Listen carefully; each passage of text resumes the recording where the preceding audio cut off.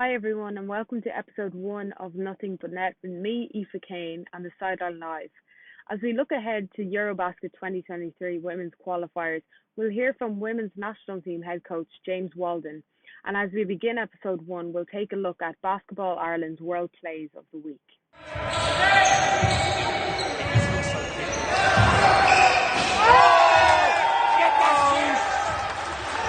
Timeouts.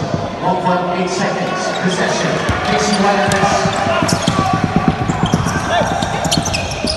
A rebound. Press is still coming from the Buffalo. Get it to Beckham. Beckham. Oh, James Beckham. And now we'll hear from Irish senior women's head coach James Weldon. I'm really looking forward to getting the girls back into camp and just getting those interactions face to face going again. Also, I'm excited that the players are going to get the opportunity to play at home against top class opposition like the Czech Republic.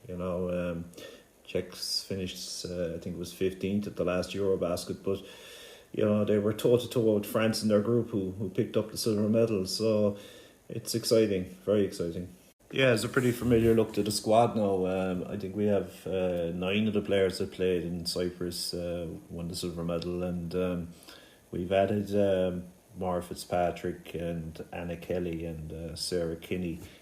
Both Mara and Sarah will be making their senior international debuts, so it's exciting for them and their families. It's fantastic news to have TG Cara covering the games live. I think it's just really nice for the girls to get that opportunity to play on live TV. Unfortunately, it doesn't happen a whole pile in Ireland. So just delighted that it's going to get out to the general sporting public, and hopefully we can produce a performance. The Gotham re-signing is absolutely massive. I think it's just a great endorsement of what we're doing and where we're trying to go with the program. John Fitzpatrick has been an amazing supporter of the team over the last year and a half or so, and now he's recommitted for 2 years. And I think when anybody ever gives you a check you must be doing something right. So we really appreciate Gotham's support and their continued support over the 3 windows. Thanks, Kieran, for coming on and sharing your time and knowledge with us for what should be an exciting few weeks coming up for Irish basketball. It's great that there's national teams back playing in proper international competition. And when I say proper, that's not to diminish the small countries, because it was a useful stepping stone for our national teams re-entering. We were 6 years without anything, and then we've had 6 years of small countries. But it always had to be with the view of, I suppose, Irish teams back standing in the arena for the national anthem, playing in Eurobasket qualifiers proper. So it was something we used to take for granted throughout I think the first Irish women's team was in 1972, and the national men's were in pre-Olympic qualifiers for 72, and for all the different formats throughout the 70s, 80s, 90s, noughties, we had international competition at home, and then for it to be taken away and then to be constrained to just 1 week every 2 years, to be back now mixing with the best teams in Europe, it's brilliant. Yeah, and to have the fans in the stadium as well is going to be a spectacle. Would you say, Kieran, that basketball is starting to gain a little bit of momentum now after COVID, despite being challenged? It's bounced back now. Well, we're having a different conversation to what we might have been having 10 days ago, when it looked like our season for the so-called elite players could be scrapped for a second consecutive year, which would have been, the sport would have been, real on its knees, I think was the term Darren McGovern used, because you just would, for the kids who play only basketball, they want a lot of them want to compete and play games, and they're looking at their friends in other sports. And then those who play other sports, we're going to gravitate to those other sports. We're going to prioritize them and probably just say, look, basketball's too much hassle or whatever about them, their parents who might be more aligned with other sports. It was going to confirm that for them. And so, but I think the upside of this confusing week, that was, that we just have come off, was that the basketball community rallied and it lobbied, in a healthy sense. It got on to, like, it was amazing the amount of TDs in the Dáil that were using the word basketball, and Micheál Martin himself said basketball is a great sport. And I do remember seeing Micheál Martin regularly in the Nipshin Stadium, like every other politician and every just punter, just normal people wanted to be it, because it was a great game and it is a great game. And so I think the basketball community has been galvanized. So to answer your question, I think it has given it a great momentum, and I think the sport has been on an upward curve. It was on an upward curve pre-COVID. It's been a very challenging last 20 months, and because of that at all levels. But now that the kids are able to play again and play games against each other and with each other again, along with now the return of the senior national teams to the Eurobasket qualifiers, basketball's in a very good state. Exactly. So with that, having said that, and with the momentum now moving forward, we move next week this week even, into the women's national team, who are kicking off Eurobasket 2023 campaign on Thursday. So they went into camp on Monday, and they'll be playing the Dutch national team in Amsterdam on Thursday, and then returning home to play against the Czech Republic on Sunday. Is it a long process to qualify for the Euro 2023, Eurobasket 2023? It seems like a very drawn-out process. Yeah, it's very protracted. The way it's working is that there's going to be 3 windows of 2 games each in those 3 windows over the next essentially 18 months. So this is for the women's. They have, as you said, these 2 games coming up, and then they actually won't have, while the men will be playing games next spring and next summer, the women won't. They'll be in the Eurobasket qualifiers. It'll be another basically 12 months before they play again, and then they'll have their final 2 games in February 2023. But obviously they're going to have a summer program next year,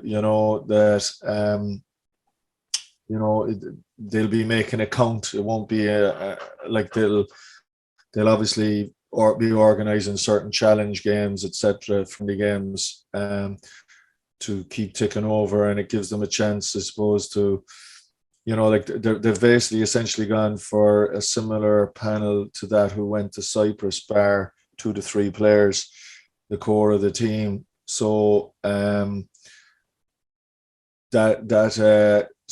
go answer your question, it's a bit strange that beyond this, in this competition, they won't be playing for another year. But look, we've waited 12 years, for this. So 1 year without another game coming to the arena for the women's, we can live with after a 12-year wait. Yeah. So it's going to be November 2021, November 2022, and then February 2023. And it's 38 nations competing for 14 places at Europe's. So it's 10 groups essentially, and the top seed qualifies, and then the 4 best second seeds. So off the 4 seeds, Ireland being just back at this level are classified as a 4th seed. So it's going to be very challenging. Getting a couple of W's would be great going, but I think they can be very competitive in every game, and take maybe a couple of W's. Whether that'll be in this window, it's hard to say. but they've gone for more continuity, and they'll give it. Like, I mean, as you said, like there's 38 countries in the FIBA power rankings. Ireland are classified as 36th out of the 38. But let's say in the as part of their prep for what turned out to be the 2021 European small countries, but they were hoping that it would be the 2020 European small countries at the time. At the end of the 2019, or at the end of the summer of 2019, James Weldon brought a squad to Estonia, Norway. Estonia would be ranked 31st, and they had 2 games in Estonia, and while they lost the first game, they fought back in it, and they won the second game quite convincingly. They won it by about 15 points. I think they lost the first game by 10, and they won the second game by 15 in Estonia. So the point is that they're probably a little bit better than 36th, but the lowest ranked team in the group at the moment would be Holland in 26th. And there's a certain irony that was the last country Ireland played in European competition outside the small countries. I was writing about it in the Examiner today that we all thought it was just going to be Michelle Aspel's last game playing for Ireland, but it turned out it was the last game for a lot of those girls, because they were very close to qualifying up to the A division, and they beat Holland 67-62, but they just finished a point behind them in the group because they lost their away game in that window in Reykjavik to Iceland narrowly, and that meant they just lost out. But that was the level we were at. And look, the rest of the world didn't stand still since then. Like Holland have remained a top 25 country essentially. Whereas we haven't played at that level in 12 years. But I could see the girls giving them a real good game there on Thursday. Yeah, and there's also an element of countries having different restrictions and different access to training. So in Ireland, like, we had quite a strict lockdown, so that would limit a lot of our players, whereas Netherlands maybe would have different protocols. I got the impression though from Hannah Thornton on Off the Ball that you were on with her during the week that they're doing well, they're getting ready, they're in camp today, they're going to do 2-a-days training sessions with James Weldon, and they're just trying to get ready for the Netherlands tomorrow. Yeah, I mean, as you said, let's say for the last window or the last cycle, the European small country cycle, they would have been at a certain disadvantage because Ireland was one of only three leagues in Europe not to get going at all last year. So obviously the girls weren't at, I think Hannah talked about it was the decision-making element, because they did get certain status in February that they could start shooting by themselves. But the step change for them was, and you've got to credit Basketball Ireland, they were able to finally get the international team's elite status, the senior national team's elite status towards the end of April. And so they had, for every weekend, bar one in the 12, 13 weeks that they had leading into Cyprus, they essentially met every weekend, primarily in the arena. So, and now they're back playing National League games, and they've been able to have a couple of training sessions. Let's say if most National League games have been on a Saturday, they've had a couple of meetups on Sundays. So they have some access. I suppose the disadvantage of them not being, we've got acclimatized or accustomed to playing solely in the summer. The disadvantage of it being back to normal as such, because this is what we always aspired for, is the the November cycle is that is you're without your US based players. So Brona Cassidy Power had a very good rookie season last year. She was injured for the small countries, and that probably cost Ireland the gold medal. I would say, like Claire Amelia was hampered a bit in the second half of that game against Luxembourg. Brona had been there, that would have helped compensate in the front court. She's unavailable for this cycle as well. But there's the players then you do have, and they have been back playing National League. So I don't think the COVID factor is as much an issue for this competition cycle as it was in the previous one. The main disadvantage Ireland are coming off is it's 12 years since they've played against this level of competition. But it had to start sometime. And I think it was very important that, you've got to give Basketball Ireland credit.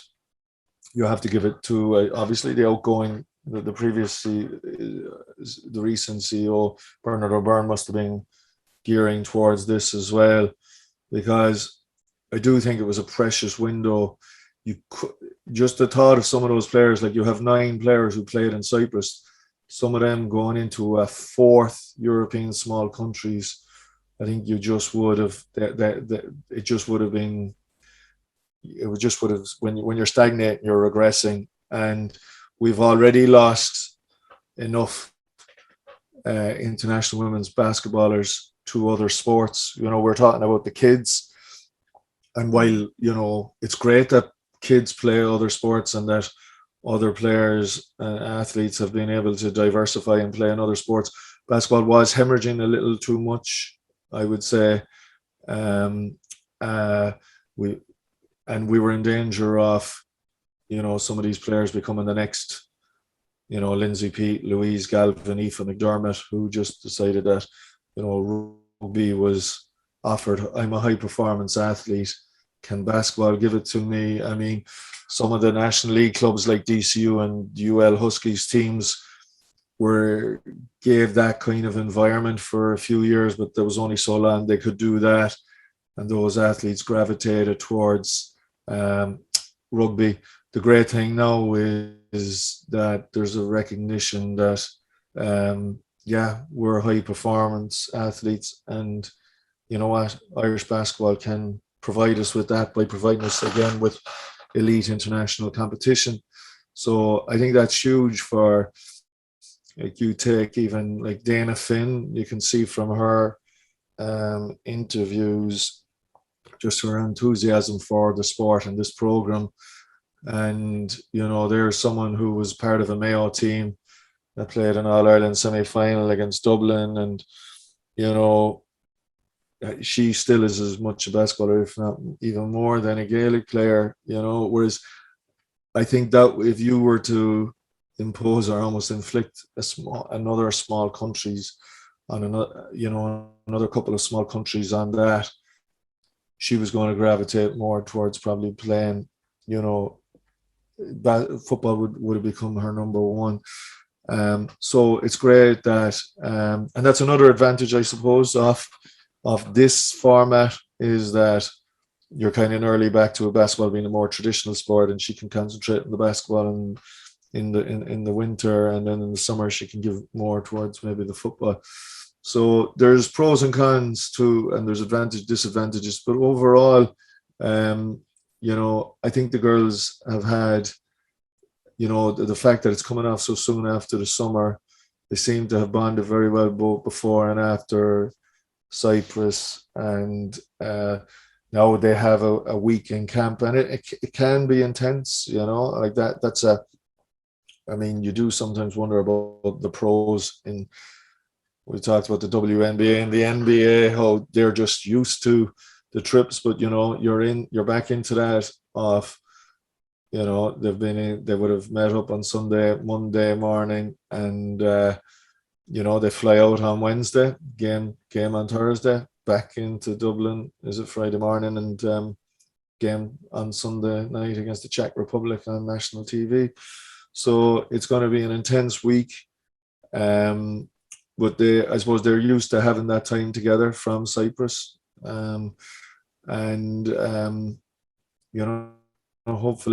and I do think all they can do and all you can expect is that they give the best account. They've got to just find out where you are.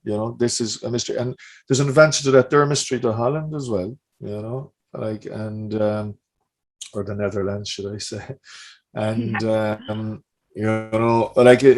be interesting. Like the Netherlands, they do have the core of their team. Like we rightly have taken basketball as the community took a lot of encouragement from the performances throughout the grades of that quartet, particularly of Amelia and Hodgins, Tiernan, Finn.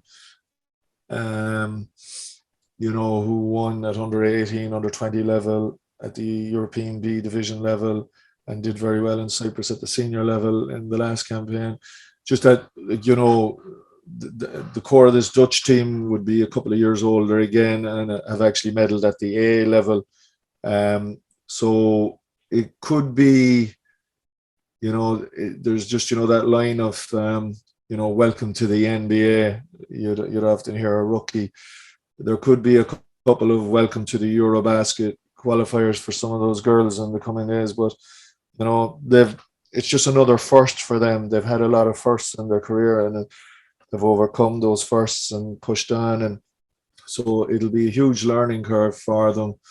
But they seem a good group, a grounded group who can make adjustments from those learnings, and I definitely think this seems like it's going to be, this is a step up from even Cyprus, and they'll be the better for it and even be all the more equipped for the second leg in 12 months' time. That unknown element as well with the Netherlands.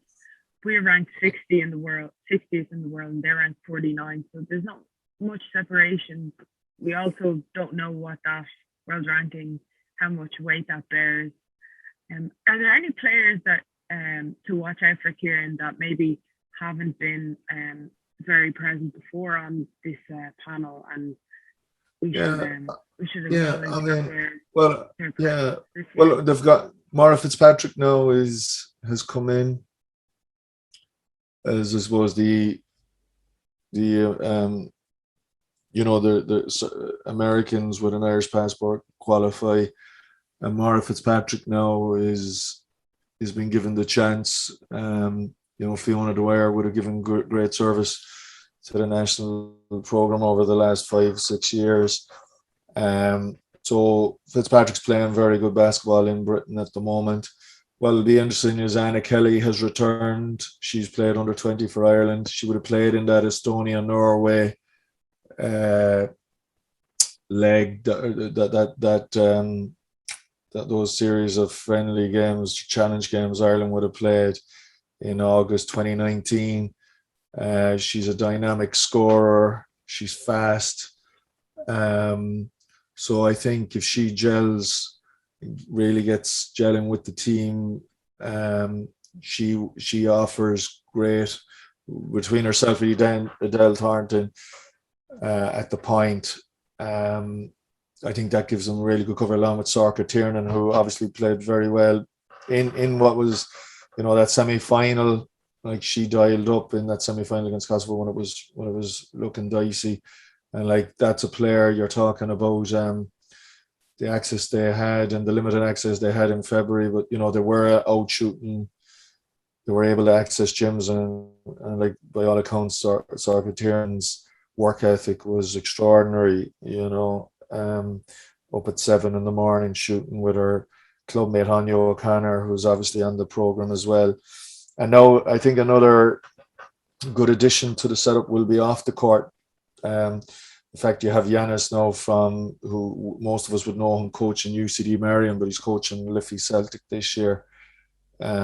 He now has been brought into the staff as well as an assistant to James Weldon. So I think that, there's just, it's freshened up, and yet there's a good level of continuity like I think, as I said, it's 9 of the players. So Sarah Kenny, who was training, there was an extended training panel throughout last summer, let's say April, May, June. Sarah Kenny from would have come originally from Glenmire, but we've been now playing with Trinity Meteors in the league. Is she was very close to making that cut the last time, and she's made it this time. So she along with Anna Kelly and Mara Fitzpatrick are, and the rest is the core squad. I think you've Claire O'Sullivan, who we've known formerly as Claire Rockall, and Anya McKenna. They would have, like Claire was played in that 2009 game in the arena in Holland. She's given magnificent service. She's just opted out for this window. We may see her in green again. I think that loss in the backcourt, herself and Anya again, who has won everything there is multiple times in the domestic game. I think the addition of Kelly kind of helps compensate for their absence. So it'll be very interesting how Fitzpatrick and Kelly gel. But as I said, 9 of the rest were there together in Cyprus. So there's a good core group. They know each other well. You could see from the performances in Cyprus how they were linking up well. And then you had, like obviously, that core. Like you had, like Claire Amelia, is obviously an exceptional player. This will be a step up here for her, though. She will be going up against. Like she's obviously played well at the NCAA. It was only a few months. She was showing very well in the NCAA level, but again, you were playing against fellow teenagers or 20, 21, 22-year-olds. You're going up against grown women here who play this thing for a living. So it'll be fascinating how she finds that and adapts to that, because she is a very smart player. And it'll be the same for Rachel Hodgins, who again linked up very well with Claire throughout those underage programs and again in Cyprus. And then you have the dynamism of Diana, Finn, and then, as I said, you have you have someone like Edel Thornton who's going very well with Brunel, and Brunel are going very well in the Super League. So, there's a lot of players going well, and and there is this team does seem to pride themselves on their defensive intensity, and it was obvious in Cyprus, although the Amelia injury seemed to hamper them in the final, there was good depth there off the bench. I mean, look, you mentioned Hannah Thornton. Like, Hannah can come in, do whatever job she's asked for on the boards, defensive stops. And look, you have Grania Dwyer, it's great to see Grania Dwyer, who has won so much domestically since 2009. And has continued to represent Ireland in whatever format it was, whether it was Irish team selects, in a couple of the years that they had before going into the small countries. And then she played in 3 small countries tournaments. It's fantastic that she now gets to finally face the flag again in the arena, like she would have, a long time ago. So it's a great testament to her persistence and commitment and talent. I know Matthews have been struggling. They got their first W just there last weekend, but she scored 38 points there. Was it the weekend before last? So, Grania Dwyer, whenever she's on the floor, they will know they're playing her.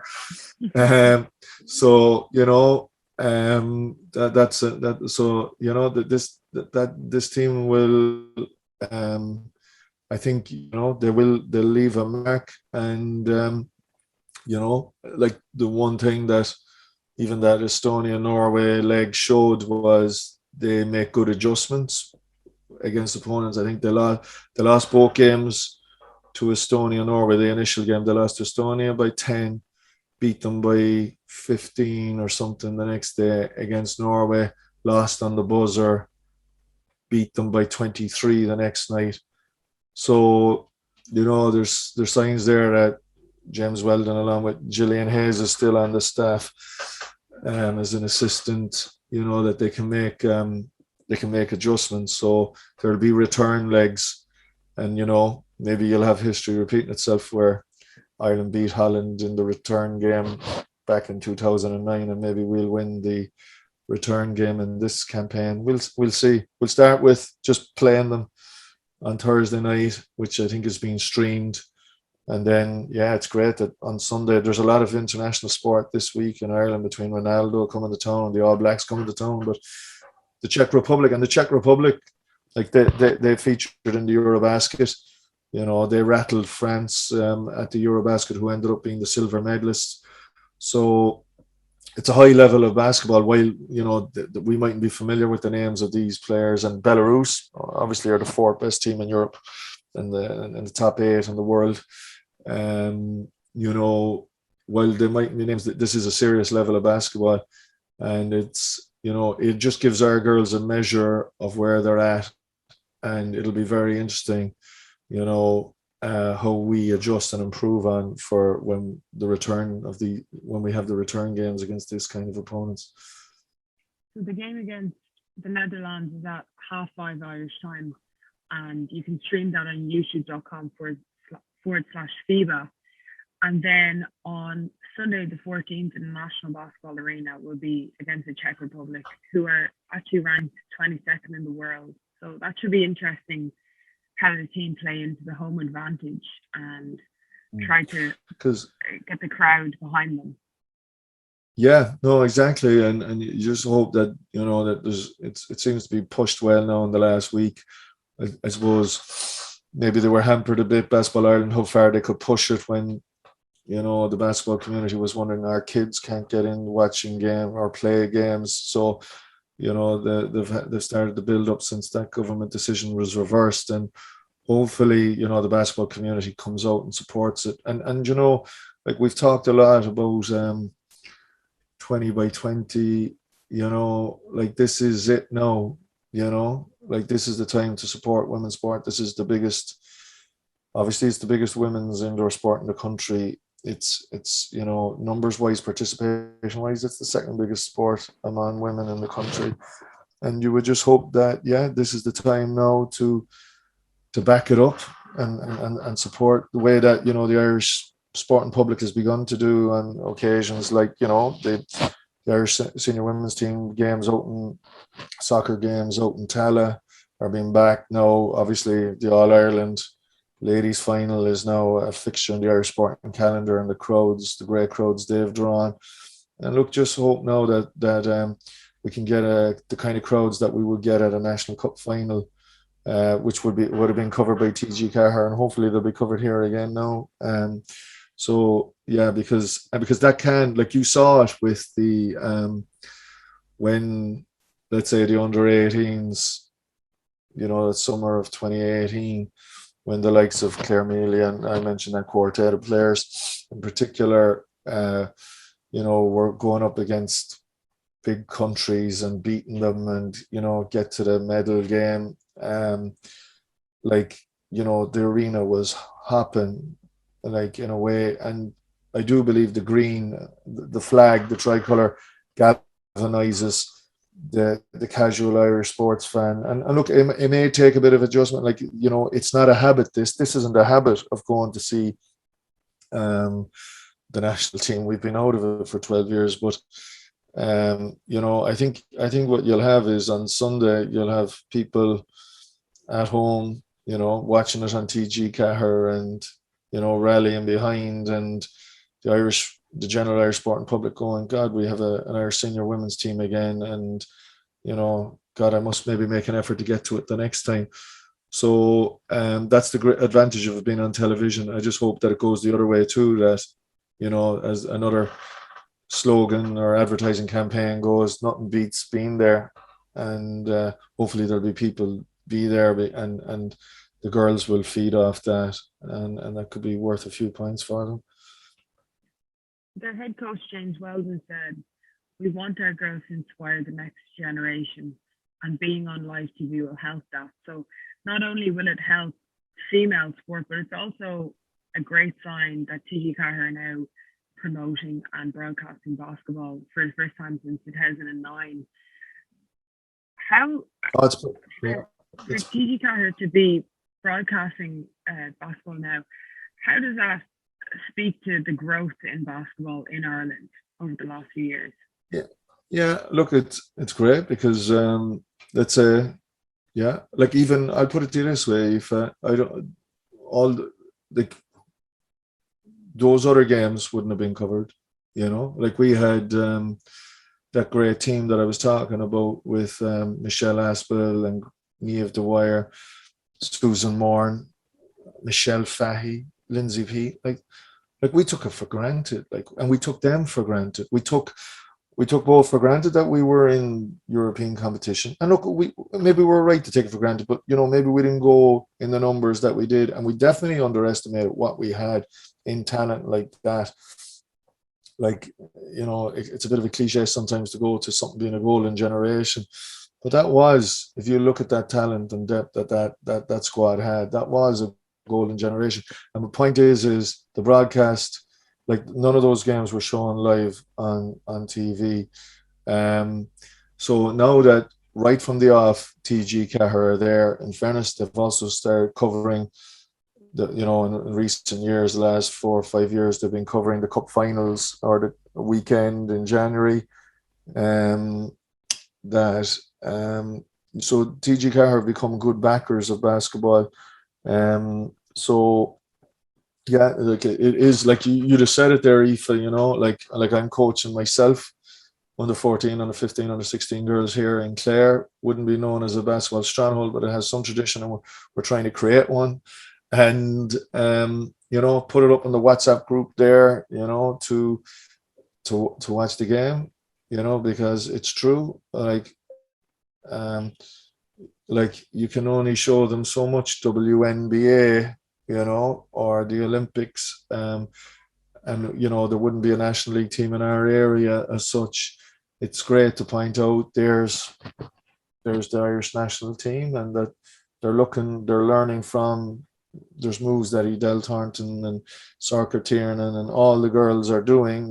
Some of the our bigs can look at Hannah and Grania and Sarah Kenny, that they can take moves from that. And yeah, because that is how it works, like TG Cahir, look what they've done for ladies football. I mean, look, there was a time where basketball was a more dominant women's sport than ladies football.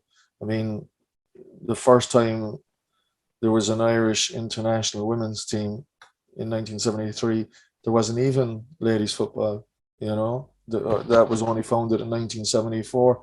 Basketball has been a great sport to women in and various groups, various minorities, if you're to use that term.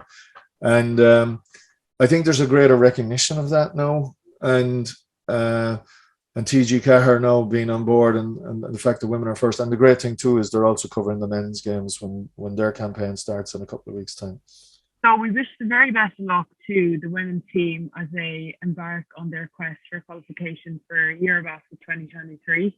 You can watch their home games on TG Cahir and their away games on youtube.com/FIBA. Kieran, thank you very much for offering your time and knowledge for this Eurobasket preview. I hope everyone has enjoyed the very first episode of Nothing But Net on the Sideline Live, and we'll see you soon.